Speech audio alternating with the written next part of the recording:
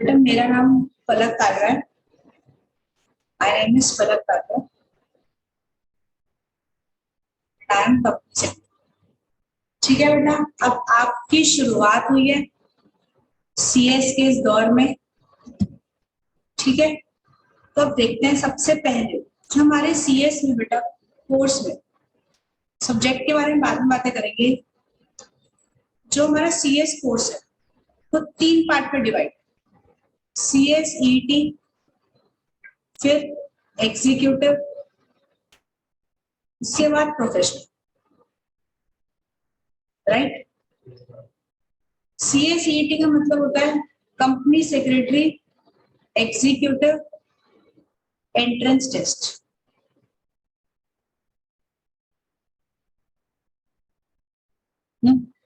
इससे पहले होता था फाउंडेशन।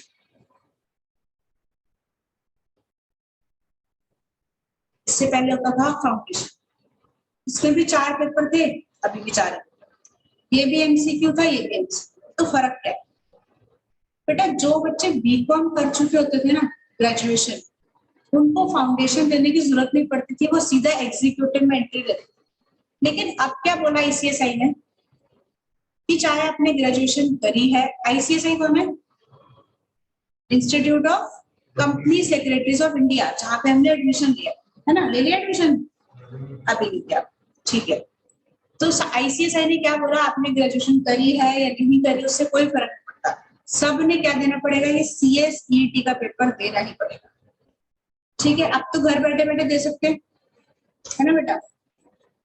तो एक तरीके का एंट्रेंस टेस्ट है, जैसे कॉलेजेस में एंट्रेंस टेस्ट होते हैं, वैसे ही आईसीएसआई का भी एक एंट्रेंस टेस्ट है अगर आपको एग्जीक्यूटिव में एडमिशन लेना। ठीक है बेटा, एग्जीक्यूटिव में 8 पेपर, 8 पेपर्स और 2 ग्रुप होते हैं। 2 ग्रुप होते हैं, फर्स्ट ग्रुप, इसको मॉड्यूल भी बोल सकते हैं, फर्स्ट ग्रुप सेकंड ग्रुप। इसमें 4 पेपर है, इसमें 4। ठीक है, फिर आती है प्रोफेशनल पेपर, इसमें 3 group, first group, second group और थर्ड। इन तीनों में 3-3 पेपर, 4 पेपर इसके, 8 इसके और 9 इसके। कितने हुआ टोटल? कितना हुआ? 21 नहीं, 9 और 8 17 और 4 21, टोटल 21 पेपर है हमारे पूरे सीएस के कोर्स। ठीक है बेटा, और ये करने में इसके बाद जब ये सारे पेपर क्लियर हो जाते हैं, उसके बाद आपको करनी पड़ती है ट्रेनिंग। ट्रेनिंग, ठीक है, ट्रेनिंग बहुत सारी है। एक तो इनको पहले ओडीओपी है। ओडीओपी होता है 1 डे ओरिएंटेशन प्रोग्राम। ठीक है, फिर एग्जीक्यूटिव करने से पहले होती है, एग्जीक्यूटिव क्लियर करने के बाद होती है ईडीपी, एग्जीक्यूटिव डेवलपमेंट प्रोग्राम। फिर प्रोफेशनल क्लियर करने के बाद होती है सीएलडीपी, सीएलडी। फिर होती है बेटा 21 मंथ्स की long term training. Long term training मतलब कंपनी में जाके, किसी फर्म में जाके ट्रेनिंग करना। ठीक है, तो ये होता है बेटा पूरा सीएस का कोर्स। फिर मिलती है हमें सीएस की डिग्री। अच्छा, डिग्री नहीं मिलती, क्या मिलता है? Certificate. Certificate, CS is a certificate course. Certificate मतलब एक सर्टिफिकेट मिल जाएगा, बस वही आपकी डिग्री। क्या मिलता है? फिर मेंबरशिप नंबर मिलता है। मेंबरशिप नंबर, अभी तो आप लोग स्टूडेंट है ना। जब एग्जाम क्लियर हो जाएंगे, ट्रेनिंग हो जाएगी, तो क्या बन जाएंगे? मेंबर बन जाएंगे। तब आपको मेंबरशिप नंबर मिलेगा आईसीएसआई। समझ आ गई? और इस पूरे कोर्स को करने में 4 से 5 साल लग जाते, 4 to 5 years।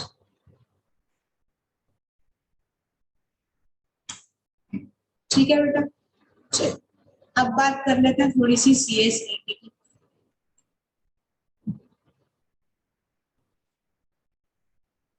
इसमें टोटल 4 सब्जेक्ट्स हैं।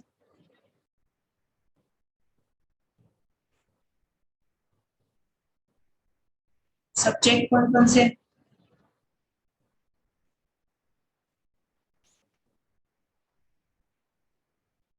Paper 1 is business communication.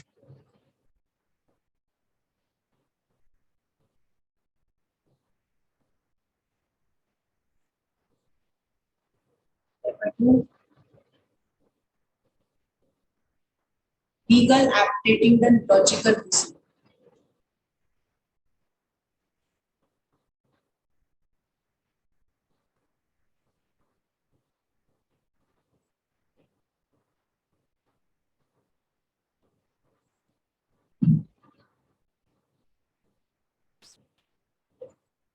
Economic and business environment.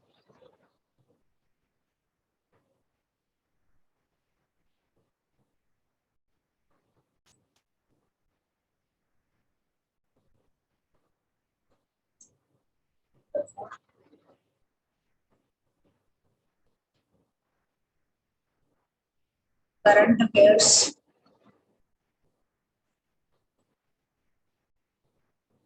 Presentation and communication skills.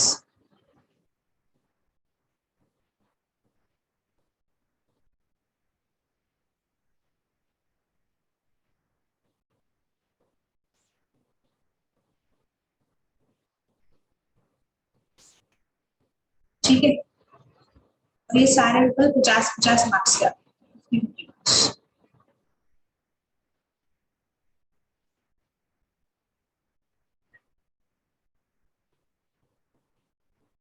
ठीक है बेटा, और हर पेपर में 35 क्वेश्चन। 35 क्वेश्चन। पेपर 1 में भी 35 होंगे, 2 में भी 35, 3 में भी 35, 4 में। टोटल कितने हो गए? टोटल होता है बेटा 120 क्वेश्चन, और मार्क्स होते हैं 170। करंट अफेयर्स 20 नंबर का आता है।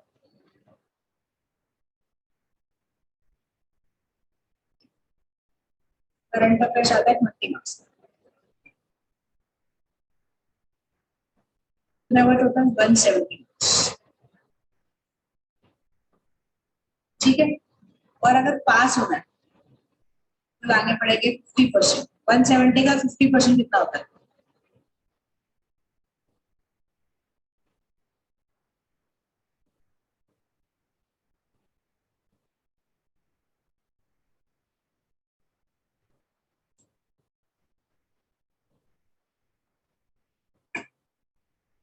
बोलो, 170 का 50% कितना होता है? आगे तो करना है।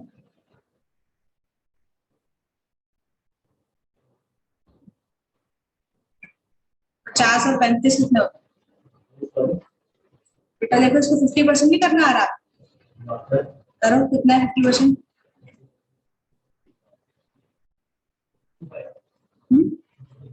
65। देखो ऐसे करेंगे ना, 100 का 50% कितना होता है? 50। 70 का 35 कितना होता है? 85 मार्क्स मुझे लाते हैं टोटल। लेकिन इंडिविजुअली हर पेपर में 40% आने चाहिए, तभी आप पास होंगे, अदरवाइज फेल। ठीक है, तो मैं जो आपको सब्जेक्ट पढ़ाऊंगी that is legal aptitude and logical reasoning.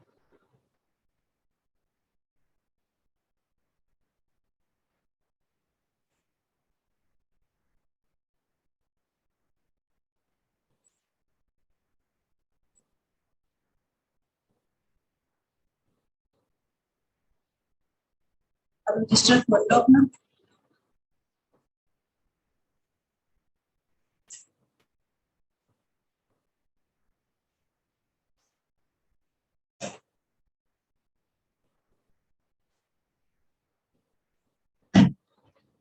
Legal aptitude and logical reasoning.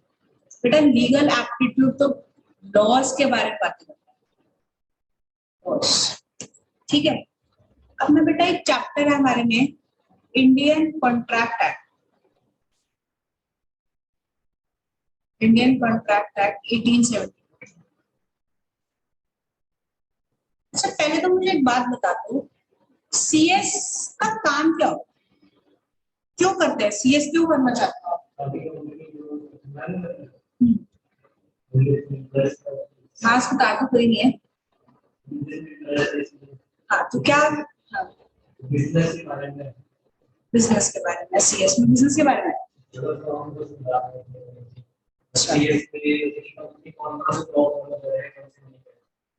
ठीक है, और सीएस का काम क्या होता है? ठीक, सही है बेटा। सीएस का मतलब कंपनी सेक्रेटरी है ना। सीएस लॉ को कंप्लाई करवाता है, कंपनी फॉलो कर रही है, कौन करेगा, कंपनी को तो कुछ नहीं आता, जिसने कंपनी बनाई है, ठीक है, जिसने कंपनी बनाई है। कंपनी तो कोई भी बना सकता है, बिजनेस तो कोई भी खोल सकता है, लेकिन लॉ किसने पढ़े, क्या सबने पढ़े हैं? सिर्फ किसने पढ़े हैं? सीएस ने पढ़े, कंपनी सेक्रेटरी या सीए छोटे बहुत थोड़ा बहुत वो पढ़े, ठीक है। लेकिन मेन कौन होता है बेटा? सीएस। ये जितने भी लॉज है, जो मैं अभी इंडियन कॉन्ट्रैक्ट शुरू कर रहा हूँ, क्या आपको पता है क्या होता है? नहीं पता। कंपनीज एक्ट 2013 सीएस की जड़ होती है, ठीक है बेटा। तो वो क्या सबने पढ़ा है? सबने थोड़े पढ़ा है, जिसको पढ़ाया गया वही तो पढ़ेगा। किसने पढ़ा है? सीएस ने। लॉ कंप्लाई कौन करेगा? सीएस करेगा, ठीक है। अच्छा बेटा, स्टॉक मार्केट क्या होता है पता है? स्टॉक एक्सचेंज, जहाँ पे शेयर्स खरीदते बेचते हैं, वही होता है स्टॉक मार्केट। तो इसके ऊपर भी एक्ट लगते हैं, सेबी एक्ट, स्टॉक मार्केट के एक्ट लॉज होते हैं, वो भी कौन कंप्लाई करता है? सीएस कंप्लाई, ठीक है। आगे बात समझ में? स्टॉक मार्केट में मतलब जो लॉ अप्लाई करते हैं, हाँ, स्टॉक मार्केट में ब्रोकर्स होते हैं, मर्चेंट बैंकर होते हैं, वो भी सीएस होता है साथ, ठीक है। चलो अब देख,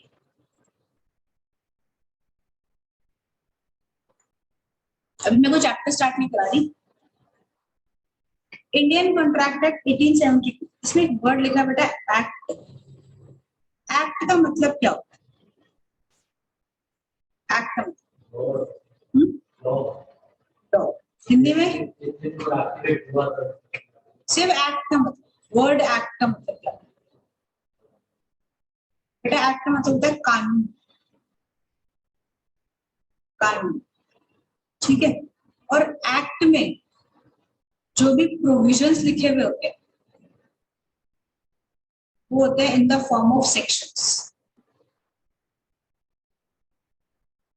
द फॉर्म ऑफ सेक्शंस,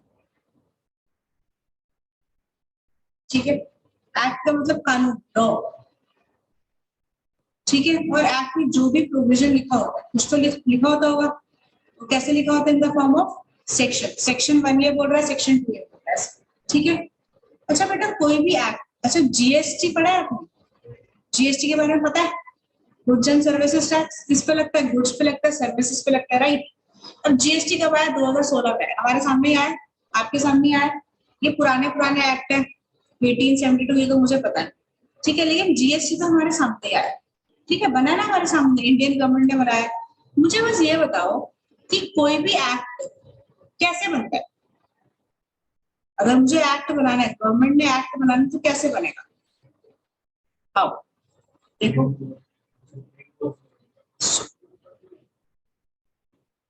सबसे पहले बनता है ड्राफ्ट बिल। ड्राफ्ट बिल, सबसे पहले बिल बनने के बाद पास होता है स्टेट असेंबली, स्टेट असेंबली, ठीक है। फिर पास होता है पार्लियामेंट के बोथ हाउसेस। पार्लियामेंट के कौन कौन से हाउसेस होते हैं? पार्लियामेंट के कौन कौन से हाउसेस होते हैं? लोकसभा और राज्यसभा,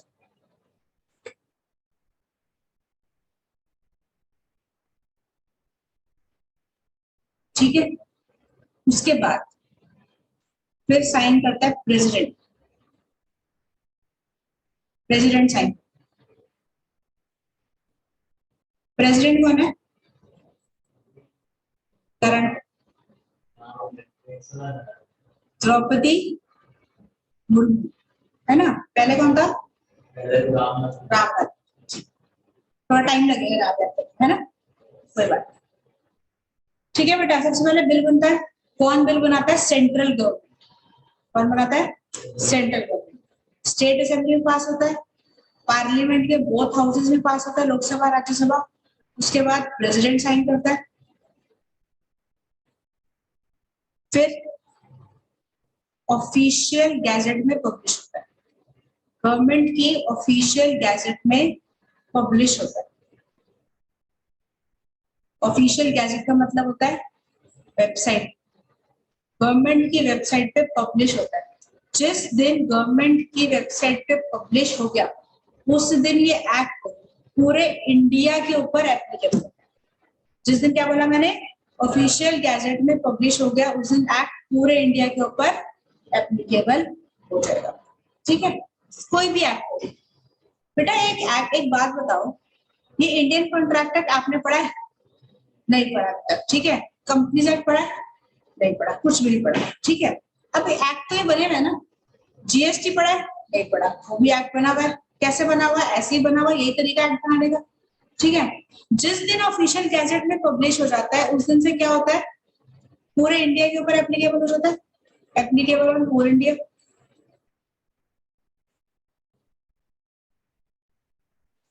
यही होता है, ठीक है।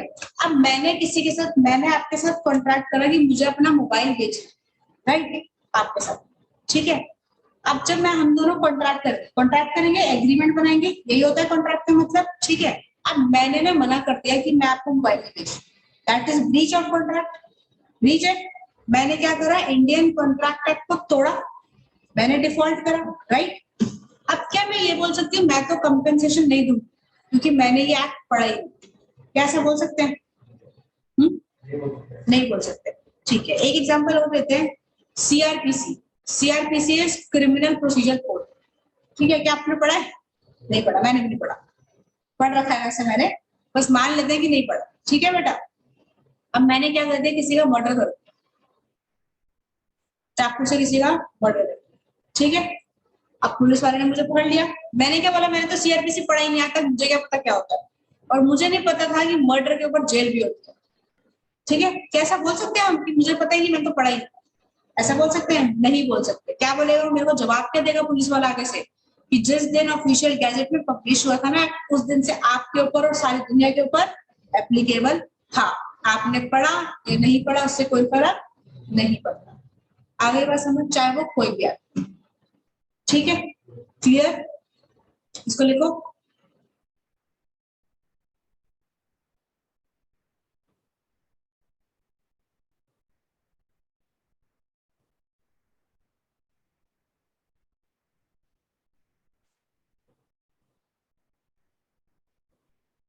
जैसे ऐसी एप्लीकेशन लेना होता है, फॉर्म भरना होता है, कैसे भरते हैं? आपने फॉर्म नहीं भरा अभी तक? यहाँ से भरा अपना पास।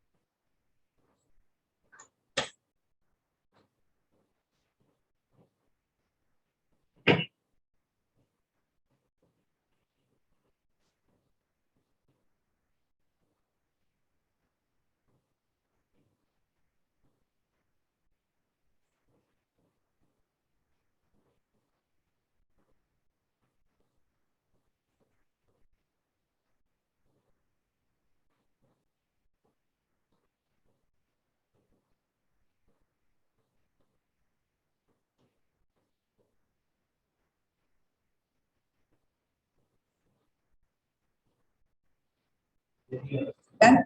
समझ आ गया इतना? अब आगे बेटा देखो दो होते हैं, एसीटी एक्ट और एसीटी एक्ट। इन दोनों में क्या फर्क है? कैपिटल ए और स्मॉल ए, है ना? स्मॉल ए और कैपिटल ए, इन दोनों की मीनिंग सेम है या अलग अलग है? क्या है मीनिंग? ये वाला या ये वाला? नीचे वाला क्या है? लॉ। इसको बोलते हैं अ पीस ऑफ लेजिस्लेचर। क्या बोलते हैं? Piece of legislature. और ये वाला स्मॉल एसीटी को एक्शन, एक्ट करना, कुछ काम करना। ठीक है। अच्छा मैंने अभी बताया कि जो कोई भी एक्ट होता है वो कैसे बनता है? गवर्नमेंट बनाती है, सेंट्रल गवर्नमेंट, है ना? फिर स्टेट असेंबली पास करती है, पार्लियामेंट पास करती है। ठीक है। अब बेटा ये एक्ट है Indian contract act. Indian contract act 1872। ठीक है। ये कब आया था? 1870। हमारे देश को आजादी कब मिली थी? 1947। आजादी से पहले आया था, बाद में आया था? पहले आया था, बहुत पहले आया था, है ना? बहुत पहले आया था।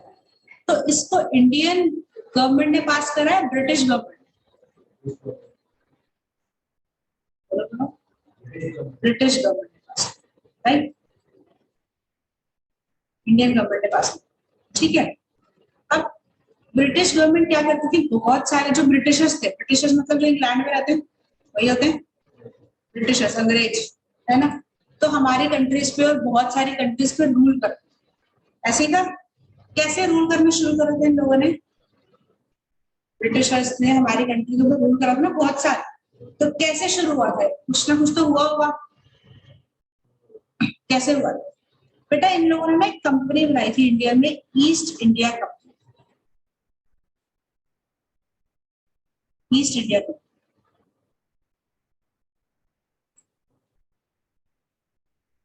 जब ये कंपनी इंडिया में बनाई तो धीरे धीरे करके इंडियंस को अपनी तरफ इन्फ्लुएंस करना शुरू करा, अपनी तरफ लेना शुरू करा, उनसे गुलामी करानी शुरू करा। ठीक है। और ऐसे कर करके पूरे इंडिया को अपने काबू में लिया, ऐसा हुआ। ठीक है। अब ब्रिटिशर्स बहुत सारी कंट्रीज के ऊपर रूल करते, यूएसए के ऊपर भी करते। ठीक है। तो वो हर कंट्री में कुछ ना कुछ एक्ट बनाते होंगे। जिस कंट्री का एक्ट बनाते थे, जिस कंट्री में, उस कंट्री का नाम उस एक्ट के आगे लिखते। जैसे कि इंडियन कॉन्ट्रैक्ट एक्ट, मतलब इंडिया में बना।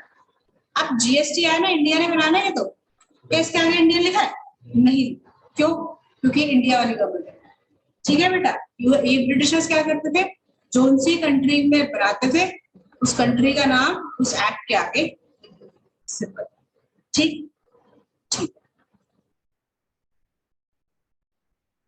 अब आगे बेटा, जो किसी भी एक्ट में प्रोविजंस होते हैं वो कौन से फॉर्म में होते हैं? अभी बताता मैंने, सेक्शंस।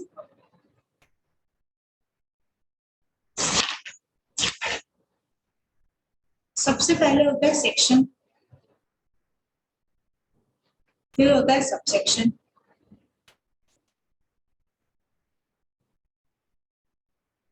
क्लॉज, सब क्लॉज, फिर लास्ट में होता है बेटा प्रोविजन। ये ना एग्जीक्यूटिव में बच्चे पहुंच जाते हैं, उनको पता नहीं होता कि पढ़ते कैसे। सबसे पहले सेक्शन होता है। सेक्शन होता है बेटा नंबर की फॉर्म, 1 2 3 4। ठीक है। जैसे 7, 7 is a number.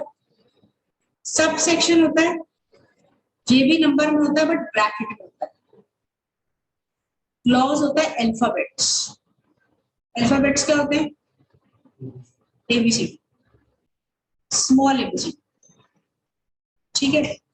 Sub clause होता है रोमन, 1 2, ये रोमन है, रोमन नंबर्स। ठीक है। प्रोवाइजो होता है बेटा प्रोवाइडेड दैट। प्रोवाइजो का मतलब होता है एक्सेप्शन। अभी बताओ ये क्या होता है, लेकिन मुझे पहले ये पढ़ के दिखाओ ये क्या है। कैसे पढ़ेंगे हम इस सेक्शन को? सेक्शन 10 सबसेक्शन 1 क्लॉज ए, ऐसे ऐसे नहीं पढ़ना, 10(1)(a)(4) नहीं पढ़ना, बोल रहा है पूरा। सबसेक्शन 1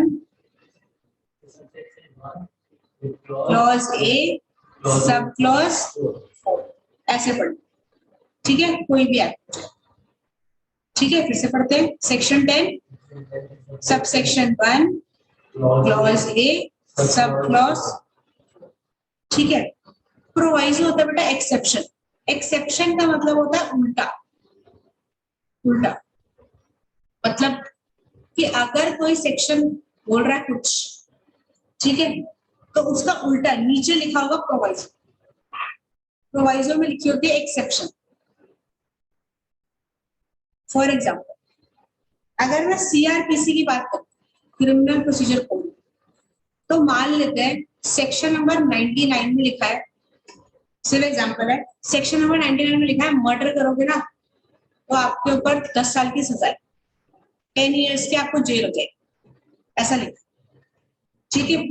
लेकिन इसके प्रोवाइजो में लिखा है, नीचे लिखा है प्रोवाइजो में, अगर आपने मर्डर सेल्फ डिफेंस में करा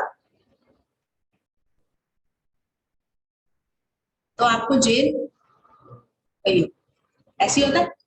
तो प्रोवाइजो का मतलब, सेक्शन तो क्या बोल रहे हैं, मर्डर करोगे तो जेल होगी पक्की, लेकिन प्रोवाइजो क्या बोल रहा है, उसका उल्टा है ना, कि अगर आप किसी को मार भी दोगे तब भी आपको जेल नहीं होगी, अगर आपने वो काम कैसे करा है, सेल्फ डिफेंस, समझ गए।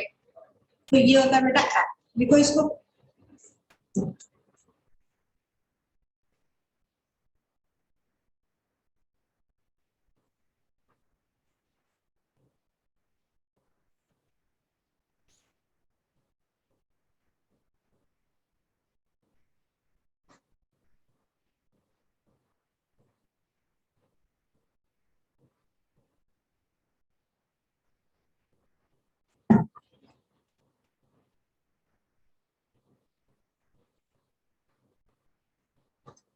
सेक्शन नंबर में अगर ब्रैकेट में नहीं होगा, बाकी सारे ब्रैकेट में सेक्शन नंबर ये ब्रैकेट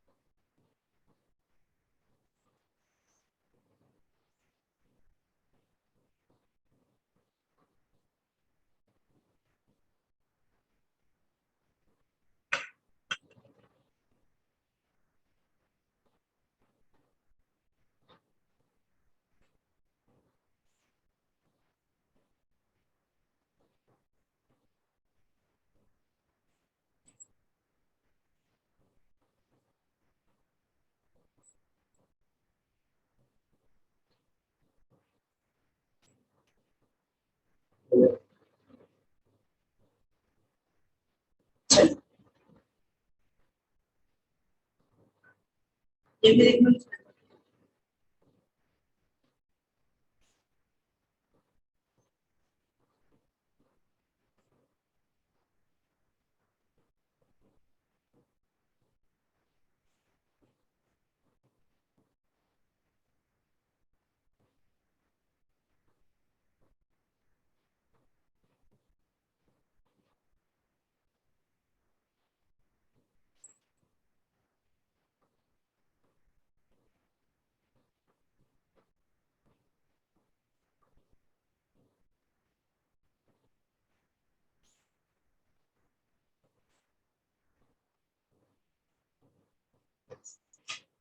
चलो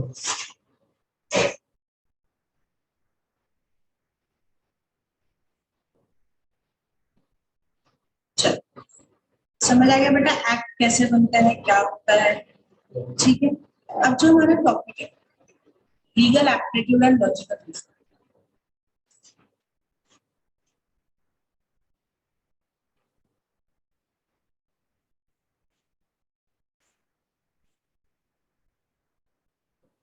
legal aptitude and logical reasoning.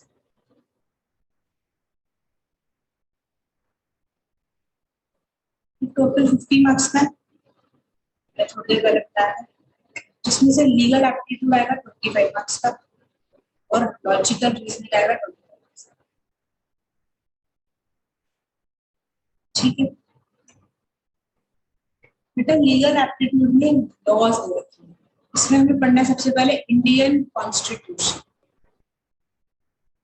Indian constitution क्या होता है? कॉन्स्टिट्यूशन ऐसे पूछने जनरली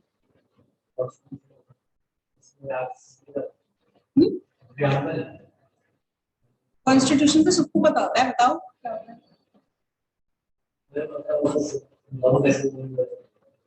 हिंदी में क्या बोलते हैं? कॉन्स्टिट्यूशन को कानून बोलते हैं, भारत का संविधान, भारत का संविधान। कॉन्स्टिट्यूशन में क्या लिखा होता है बेसिकली कि हमारा देश चलेगा कैसे, है ना, हमारा देश चलेगा कैसे। इंडियन कॉन्स्टिट्यूशन पूरी दुनिया का लार्जेस्ट कॉन्स्टिट्यूशन, सबसे बड़ा कॉन्स्टिट्यूशन है इंडिया का कॉन्स्टिट्यूशन। ठीक है, और उसमें क्या लिखा होता है कि जो इंडियंस है, जो सिटीजन्स है, उनके पास क्या क्या राइट्स है।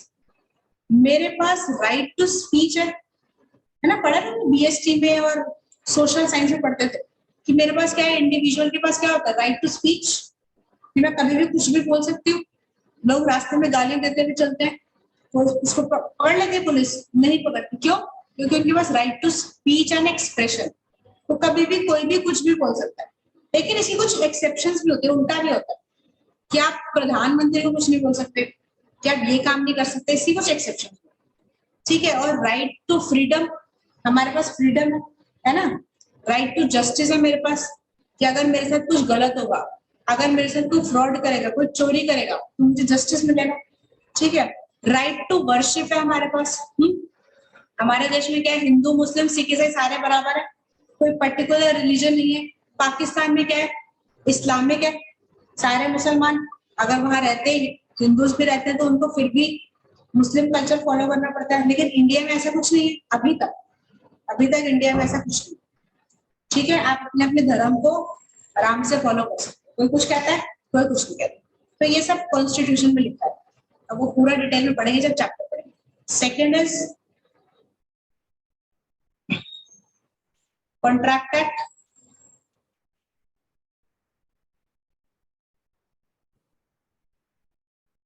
Law of tort.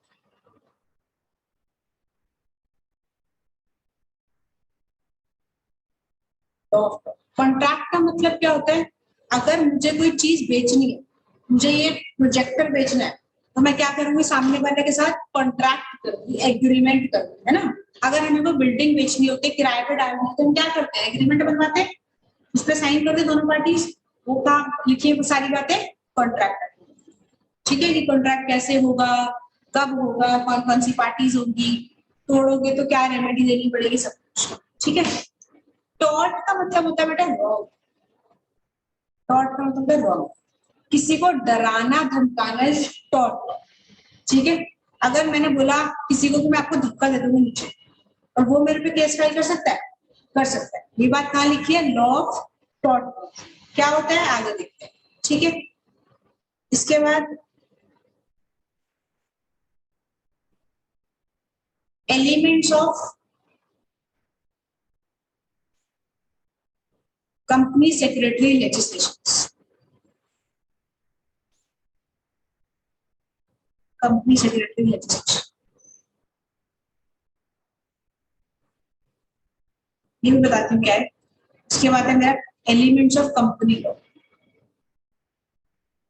Elements of company. और कुछ आता हो या ना आता हो, सीएस को कंपनी लॉ तो आनी चाहिए। ठीक है, हमारे एग्जीक्यूटिव बेटा एक चैप्टर है, चैप्टर नहीं, सब्जेक्ट है कंपनीज एक्ट, कंपनीज एक्ट 2013, ठीक है। इसमें टोटल 470 सेक्शंस और सीएस को मुंह जबानी याद रखिए सारे सेक्शंस। हो जाएंगे यार, डोंट वरी, ठीक है, हो जाएंगे। उसके बाद लास्ट टॉपिक है मेरा बस बनेगा। पहले ना ये जो एक चैप्टर है elements of company secretary in legislation, ये नहीं होता था। इसमें बताया गया आईसीएसआई के बारे में। मैं आपको एक वेबसाइट दिखाती हूँ, आईसीएसआई की वेबसाइट।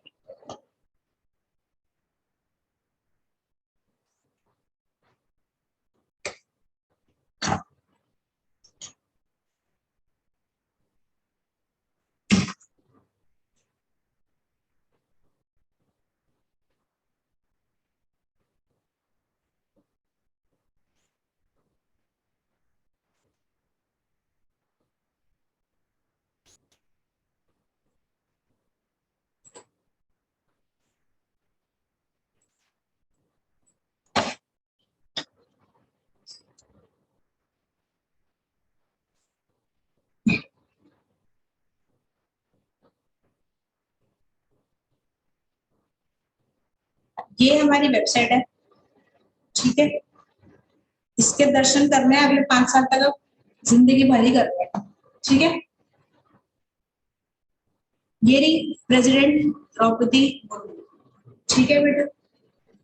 अब पहले क्या होता था, मैंने क्या बोला कि ये जो लिखा है ना elements of company secretary legislation, इसमें आईसीएसआई के बारे में दे रखा, पहले नहीं दे रखा, तो बच्चों को पता ही नहीं होता था ये आईसीएसआई है, ठीक है। तो इसलिए इन्होंने एक टॉपिक डाल दिया कि अब बच्चों को पता होगा कि आईसीएसआई भी क्या है। तो मैं एडमिशन तो ले लेते हो, लेकिन वो है क्या, उसका काम क्या है, वो तो हमें पता ही नहीं है, नहीं पता ना, तो कैसे पता चलेगा। तो ऐसे पता चलेगा जब आप पढ़ो, ठीक है। अब हमें 3 चीजें ना याद रखनी, अभी याद करा देते। विजन, मोटो और मिशन, 3 चीजें कौन कौन सी है? विजन, मोटो और मिशन। समझ में आ रहा है क्या लिखा है? इसको जूम करो, जूम कैसे करते हैं?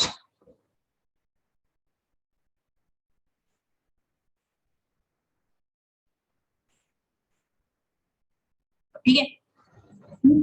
विजन क्या लिखा है, पढ़ा जा रहा है?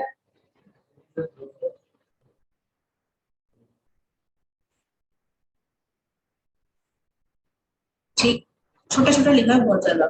To be a global leader in promoting good corporate governance, ICSI का विजन। अच्छा, मिशन और विजन में फर्क क्या होता है? हाँ, विजन और मिशन में क्या डिफरेंस है?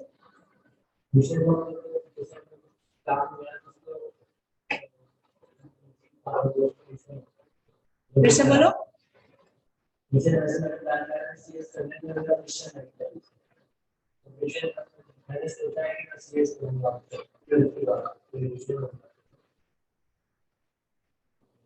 मिशन होता है शॉर्ट टर्म, क्या होता है? Short term.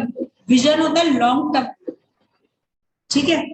अब पहले तो विजन देखते हैं, आईसीएसआई लॉन्ग टर्म में क्या सोच रहा है? To be a global leader in promoting good corporate governance. ये क्या कह रहा है, हम क्या बनना चाहते हैं? ग्लोबल लीडर बनना चाहते हैं, पूरी दुनिया, ग्लोबल मतलब पूरी दुनिया में लीडर बनना चाहते हैं किस चीज का? गुड कॉर्पोरेट गवर्नेंस का। गुड कॉर्पोरेट गवर्नेंस क्या होता है? मतलब जितने भी लॉज है वो अच्छे से कंप्लाई करें, कोई दिक्कत नहीं। और मिशन होता है शॉर्ट टर्म गोल, क्या लिखा है? To develop high calibre professionals facilitating good corporate governance. Short term में मतलब रेगुलर बेसिस में हम क्या करेंगे? प्रोफेशनल्स निकालेंगे, सीएस निकालते हैं लोग, ठीक है। तो हम ऐसे प्रोफेशनल्स निकालेंगे जिसके अंदर कैलिबर होगी किस चीज की? गुड कॉर्पोरेट गवर्नेंस करनी। समझ में आ गई?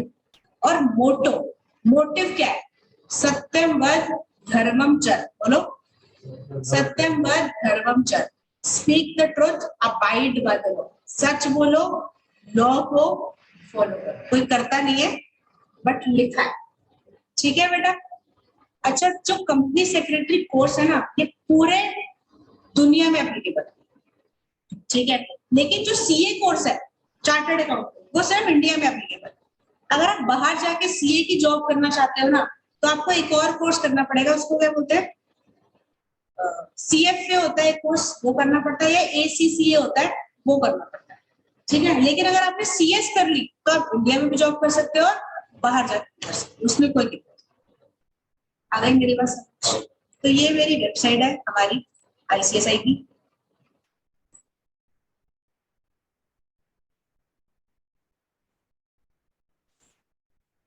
ठीक है जी, यहाँ पे एडमिशन हो जाएगा तुम्हारा।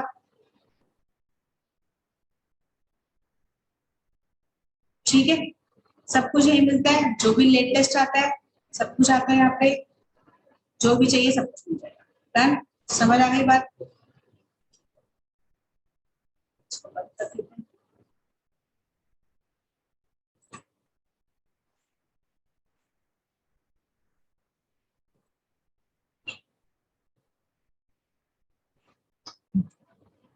ये हमारा बेटा लीगल एप्टीट्यूड का सिलेबस है, जिसमें 5 चैप्टर मुझे पढ़ने हैं। Constitution, contract act, tort, company ICSI के बारे में पढ़ना है, और कंपनी लॉ। ठीक है, तो आज के लिए इतना ही करते हैं, बाकी करेंगे हम नेक्स्ट क्लास। ठीक है बेटा, समझ में आया? कोई डाउट है? पक्का समझ आया? ठीक, यही करते हैं इसको।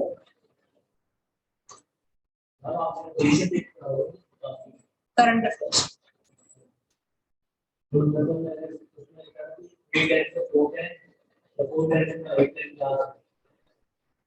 आज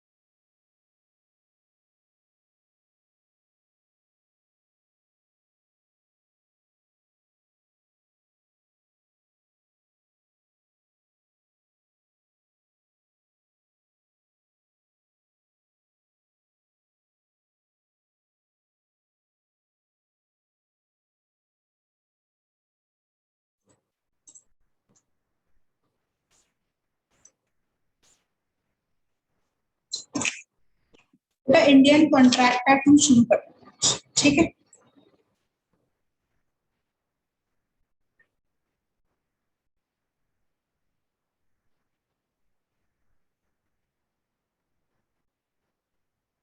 इंडियन कॉन्ट्रैक्ट एक्ट 1870।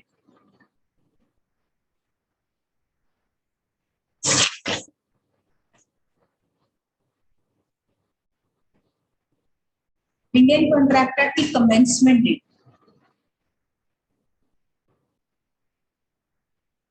ये आया था बेटा 1 सितंबर 1872 आया था, 1 सितंबर 1872। एप्लीकेबिलिटी, इसकी एप्लीकेबिलिटी है whole of India, whole of India, पूरे हिंदुस्तान को ऊपर लगता है, excluding Jammu and Kashmir. Kashmir files देखी है मूवी? नहीं देखी? क्यों नहीं देखी? देखनी चाहिए, देखना, ठीक है बेटा। एक्सक्लूडिंग जम्मू एंड कश्मीर, ये पहले की बात है।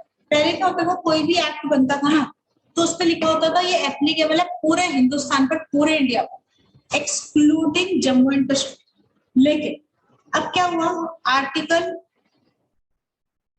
370 ऑफ कॉन्स्टिट्यूशन ऑफ इंडिया को अमेंड करा।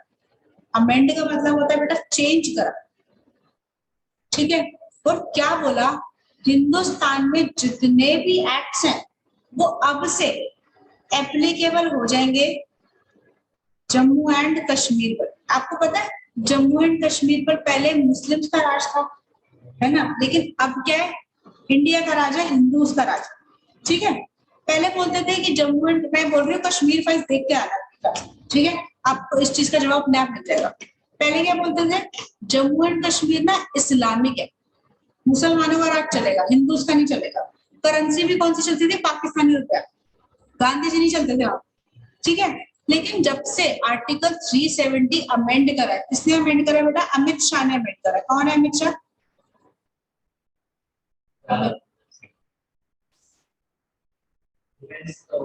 Home minister, Amit Shah home minister, ये सब बातें पता होनी चाहिए, ठीक है बेटा।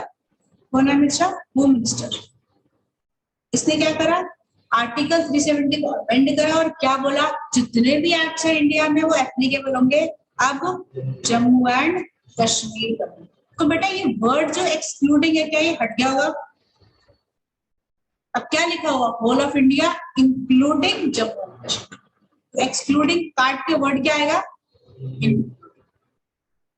ठीक है, साथ साथ लिख लो।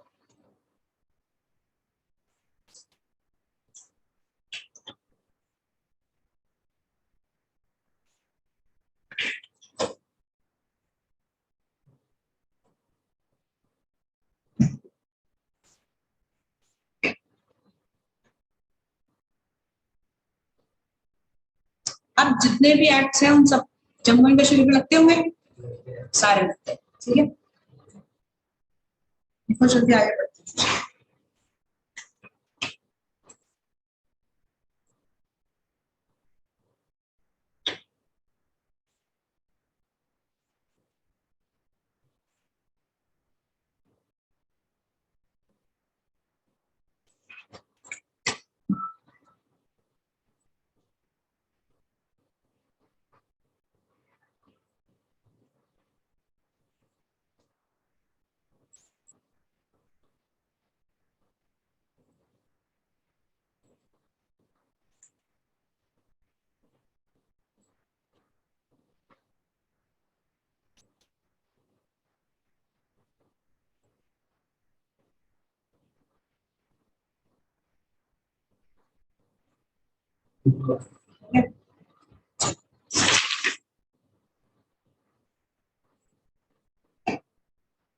अच्छा, कोई भी एक्ट क्यों बनता है,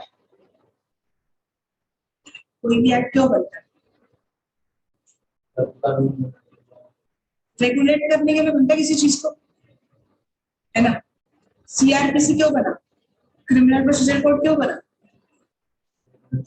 क्रिमिनल्स को रेगुलेट करने के लिए, कोई क्राइम ना करे।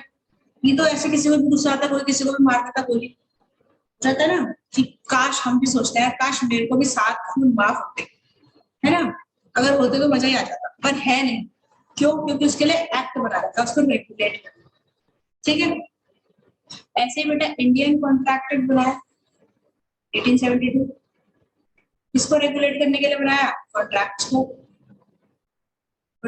रेगुलेट करने के लिए बनाया, कोई भी कॉन्ट्रैक्ट कैसे करेगा, कब करेगा, है ना, और कर ब्रीच करोगे तो क्या करेगा, ईडीज होगी, इस सब के लिए बनाया, राइट। ठीक, जब बेटा ये इंडियन कॉन्ट्रैक्ट एक्ट कब आया था, 1872 में आया था, तो इसके अंदर 3 तरीके के प्रोविजंस,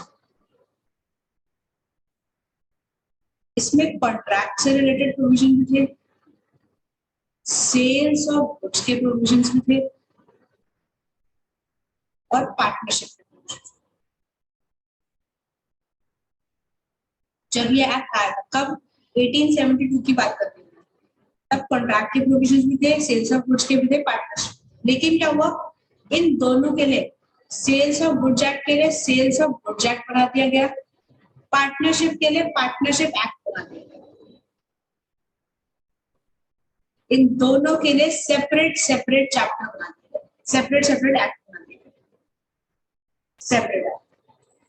ठीक है, तो अब कॉन्ट्रैक्ट एक्ट में सिर्फ क्या बचा है, कॉन्ट्रैक्ट से रिलेटेड प्रोविजंस बस। ठीक है,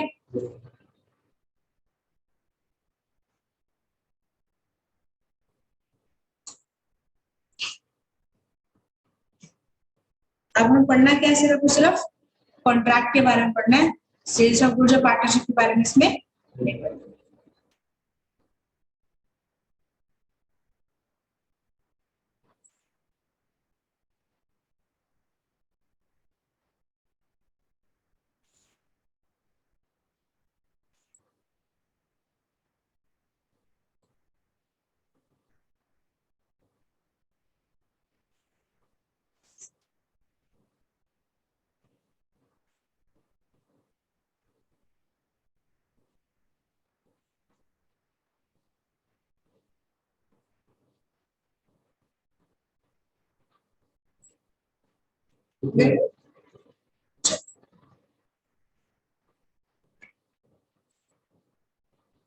इंडियन कॉन्ट्रैक्ट एक्ट 1870 के प्रोविजंस कहाँ पे लिखे होते हैं, सेक्शंस। सेक्शन 1 लिखा है, सेक्शन 1 में लिखा है title, extent and commencement.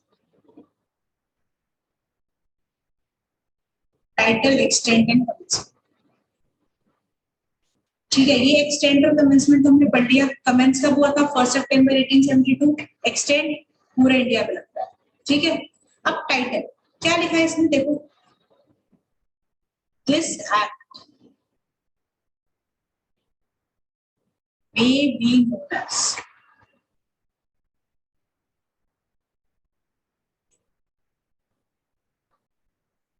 Indian Contract Act 1870।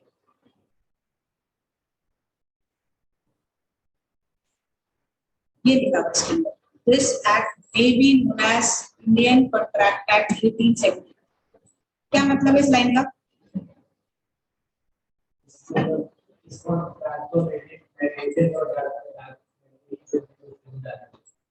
फिर बोलो, थोड़ा तेज बोलो।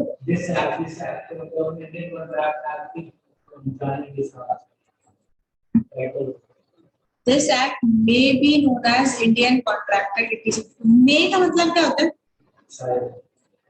बेटा, मे का मतलब होता है कर भी सकते हो और नहीं कर सकते हैं। शायद वो इंग्लिश भूल जाओ, लॉ पे लॉ थोड़ा अलग है। ठीक है बेटा, इंग्लिश नहीं। ठीक है, मे का मतलब है आपकी मर्जी है, आप बोल भी सकते हो और नहीं भी बोल सकते। और शेल का मतलब होता है कि आपको करना ही पड़ेगा। ठीक है, शेल का मतलब क्या होता है, करना ही पड़ेगा। अभी हम आगे सारे एक्ट्स पढ़ेंगे तो फिर मे और शेल वर्ड बहुत बार आएंगे। ठीक है, मे का मतलब आपकी मर्जी, आपने करना है तो भी ठीक है, नहीं करना तो भी ठीक है। शेल का मतलब क्या है, करना ही पड़ेगा चाहे कुछ भी हो जाए। ठीक है, हमारी मम्मी बोलते हैं ना, करना करना ही पड़ेगा, मतलब शेल, ये आपकी मर्जी है तो मे। ठीक है, अच्छा, अब this act may be known as Indian contract act 1870। अब आप बताओ क्या यहाँ पे मे आना चाहिए, शहर आना चाहिए? हो सकता है मैंने गलत लिखा हो सकता है यहाँ पे शहर हो या हो सकता है मे ही हो, लेकिन आपके हिसाब से यहाँ मे होना चाहिए, शहर होना चाहिए? मे क्यों? इस एक्ट को इंडियन, इसका नाम है ना यार, इंडियन कॉन्ट्रैक्ट एक्ट 1872, तो शहर नहीं होना चाहिए? मुझे नहीं पता, मैं कंफ्यूज भी कर सकती हूँ। ठीक है, ये एक्ट को बोला कि हम बोलेंगे ही ना, नाम क्या? इंडियन कॉन्ट्रैक्ट एक्ट 1872, तो इस एक्ट को बोलेंगे ही तो हम, तो शहर होना चाहिए या नहीं होना चाहिए? नहीं होना चाहिए,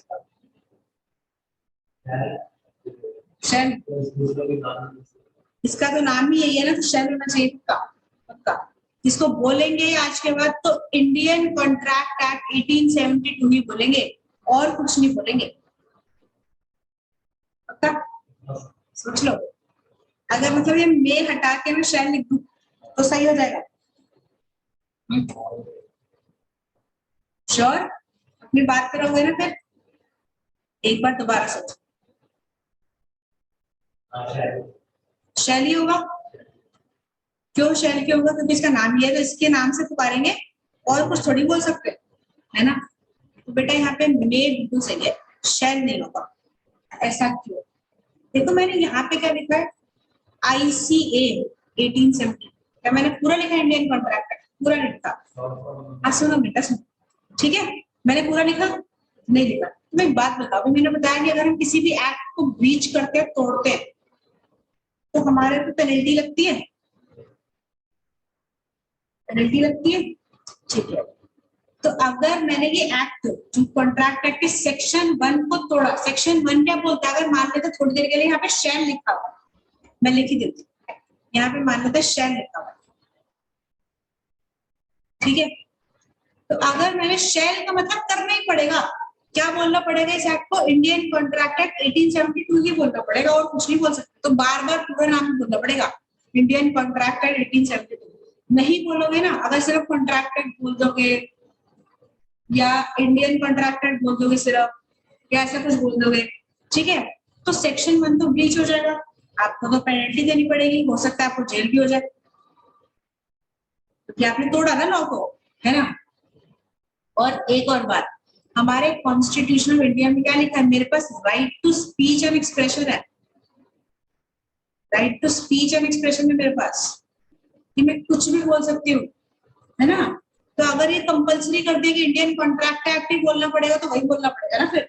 तो मतलब अगर एक वर्ड की वजह से ये दो चीजें तोड़ोगे, है ना, एक तो आप एक्ट को भी ब्रीच करोगे और दूसरा कॉन्स्टिट्यूशन ऑफ इंडिया को ब्रीच करोगे। सबसे ऊपर क्या होता है? कॉन्स्टिट्यूशन ऑफ इंडिया होता है, हर एक्ट बनाया जाता है, इसको ध्यान में रखना है, समझ में आई बात में? तो अगर मैंने यहाँ पे शेल लिख भी दिया तो मैं एक्ट को तो ब्रीच करूंगी ही करूंगी, साथ साथ कॉन्स्टिट्यूशन ऑफ इंडिया को भी हम ब्रीच करेंगे, है ना? लोगों से उनका अधिकार छीन लेंगे बोलने का, एक्सप्रेस करने का, जबरदस्ती बार बार इंडियन कॉन्ट्रैक्ट एक्ट 1872 नहीं बोलना पड़ेगा, है ना? ऐसे बहुत बड़े बड़े नाम होते हैं, कब तक बोलते रहेंगे, क्या कहेगा, है ना बेटा? इसलिए यहाँ पे शेल नहीं है, क्या है? मे है, और मे बिल्कुल सही है, कंफर्म? लिखो।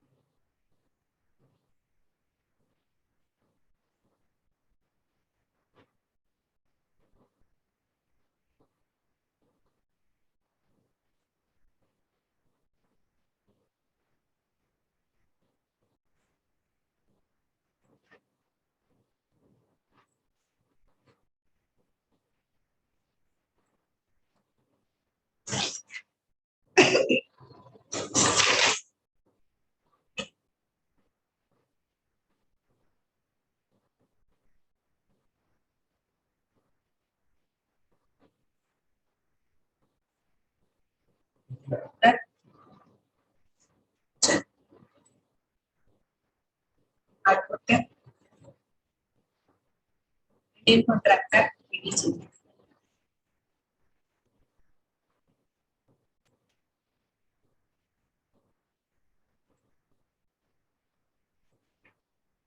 तो 3 तरीके के कॉन्ट्रैक्ट हैं इस चैप्टर में। पहला है social nature, domestic nature,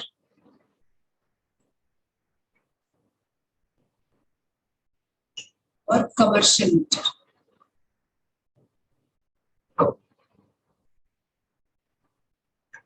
social nature का मतलब एग्जाम्पल समझते हैं बेटा। मिस्टर अरविंद केजरीवाल कौन है?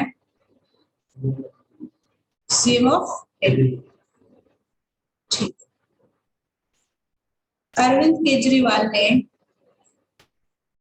मिस्टर एक्स, सुन लो पहले, अब सुनने वाली बात सुनना नहीं है ना, सुन लो बेटा। मिस्टर अरविंद केजरीवाल ने ऑफर दिया, क्या दिया? ऑफर दिया किसको? एक्स को ऑफर दिया कि मेरे घर डिनर पे आना। क्या ऑफर दिया? मेरे घर डिनर पे आना। और मिस्टर एक्स ने एक्सेप्ट करा। क्या करा? एक्सेप्ट। बोलो। केजरीवाल ने ऑफर दिया, क्या ऑफर दिया? मेरे घर पे डिनर पे आना। एक्स ने क्या करा?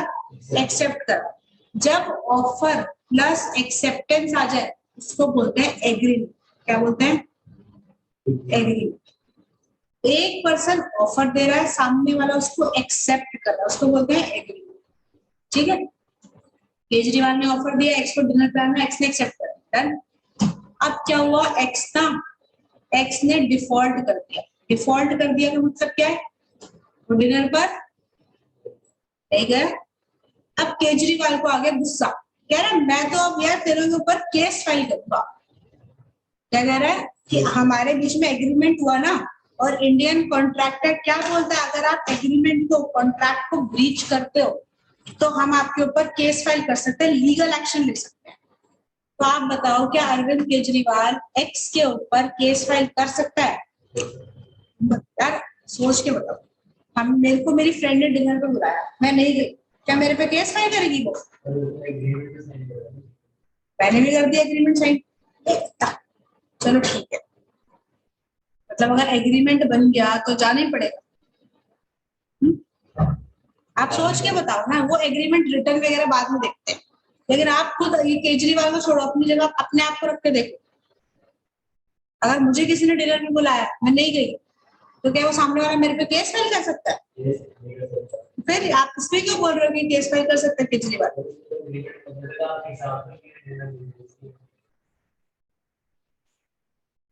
केस फाइल नहीं कर सकते। सोशल नेचर का कॉन्ट्रैक्ट है। हमें शादियों में बुलाते हैं लोग, घर पे आते हैं, क्या बोलते हैं? हमारी शादी में जरूर आना। क्या बोलते हैं? जरूर आएंगे। ऑफर प्लस एक्सेप्टेंस बोलते हैं ना हम, कि हम जरूर आएंगे। है मैंने एग्रीमेंट होता है ओरल। क्या हुआ? ओरल एग्रीमेंट में तो एग्रीमेंट ही होता है। अच्छा मैंने ये मोबाइल बेचा, मैंने ओरल एग्रीमेंट कर दिया, अब एग्रीमेंट नहीं हुआ। मैंने ओरली बोल दिया कि मेरा फोन खरीद लो, मैंने सामने वाले से पैसे ले लिए, तो क्या एग्रीमेंट? बेटा agreement can be oral as well as written, दोनों हो सकते हैं, लेकिन हो सकता है। कॉन्ट्रैक्टेड बोलता है कि आप ओरल भी कर सकते हो और रिटर्न भी कर सकते हो, मर्जी आप। ठीक है। अच्छा मैं मोबाइल खरीदने जाती हूँ तो मेरे से हमेशा रिटर्न में एग्रीमेंट होता है। हाँ, हमेशा रिटर्न में होता है। अगर फुल कैश में खरीदा तो कई बार तो बिल भी नहीं बनता। फोन खराब हो, हाँ अगर फोन खराब, अच्छा कई बार होता नहीं, बिल मत बनाओ छोड़ो, जीएसटी लगता है ना उसके ऊपर। कई बार बोल भी देते बिल मत बनाओ, तो अगर खराब हो गई चीज तो क्या वापस नहीं लेगा? वो बिल्कुल लेगा। बेटा कॉन्ट्रैक्ट ओरल भी हो सकता है, रिटर्न भी हो सकता है, याद। ठीक है। कॉन्ट्रैक्ट ओरल भी हो सकता है और रिटर्न भी हो सकता है। ठीक है। मान लेते हैं, अब जो आप बोल रहे हो बिल्कुल सही बोल रहे हो कि अगर रिटर्न में एग्रीमेंट है तो इसको जाना पड़ेगा, वो बाद में आएगा। ठीक है, थोड़ा धीरे धीरे चलता है। ठीक है, समझ में आ गई? एक सेकेंड।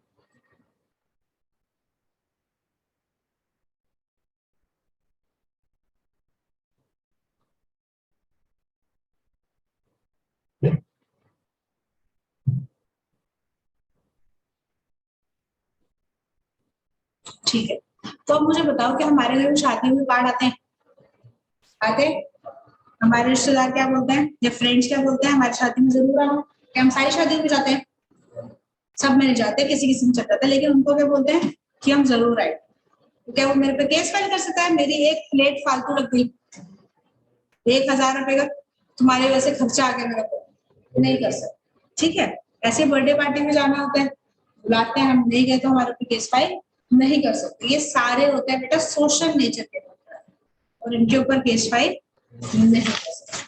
लेकिन एक बात समझो, अगर ये एग्रीमेंट रिटर्न में करा, रिटर्न में लिखा, साथ के साथ इसको रजिस्टर्ड कराया, रजिस्टर्ड का मतलब होता है स्टैंप लगवाई, तब ये एग्रीमेंट परफॉर्म करना कंपलसरी है, तब इसके ऊपर लीगल ऑब्लिगेशन आ जाती है।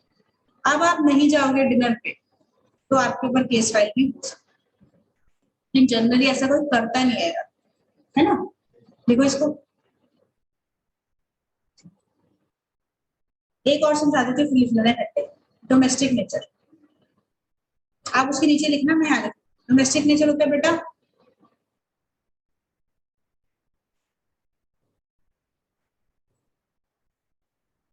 Contract between husband and wife.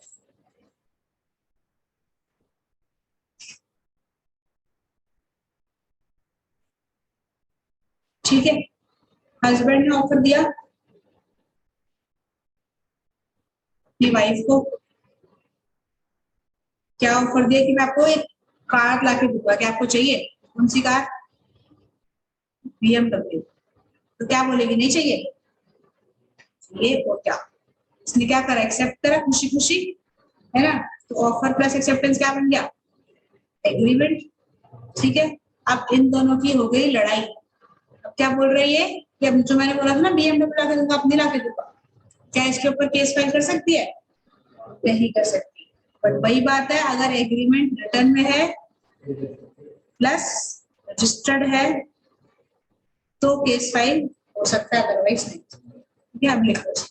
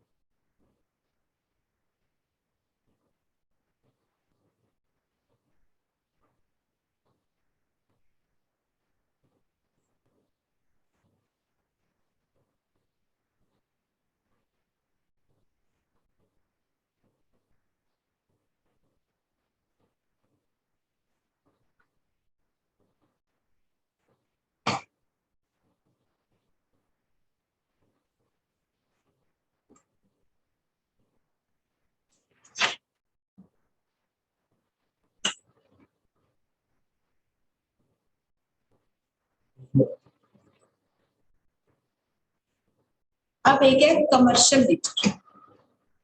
Commercial nature के कॉन्ट्रैक्ट के ऊपर always always Indian contract act applicable होता है। कमर्शियल नेचर का कॉन्ट्रैक्ट क्या होता है? जैसे ए ने बी को ऑफर दिया कि मेरे को अपनी कार बेचनी है, 5 लाख रुपए की खरीदनी है, ठीक है, बी ने क्या करा? एक्सेप्ट करा। ये क्या है बेटा? कमर्शियल नेचर के कॉन्ट्रैक्ट है, इनके ऊपर ऑलवेज कॉन्ट्रैक्ट एक्ट एप्लीकेबल होता है, चाहे आप ओरल करो चाहे रिटर्न,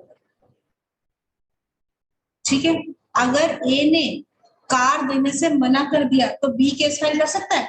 हाँ। अगर बी ने पैसे देने से मना कर दिया तो क्या ए केस फाइल कर सकता है? बिल्कुल कर सकता है, ठीक है। ऐसे कौन से कॉन्ट्रैक्ट होते हैं? कमर्शियल नेचर के कॉन्ट्रैक्ट। समझ आ गई? लिख लो इसको भी। और मैंने क्या बोला? Case file. बेटा आज के बाद में केस नहीं बोलेंगे, क्या बोलेंगे? स्यू। क्या बोलेंगे? स्यू करना। किसी के ऊपर केस फाइल करता है ना, उसको बोलते हैं लॉ की लैंग्वेज में आपको स्यू करे। क्या बोलते हैं? स्यू करे। लिखिए।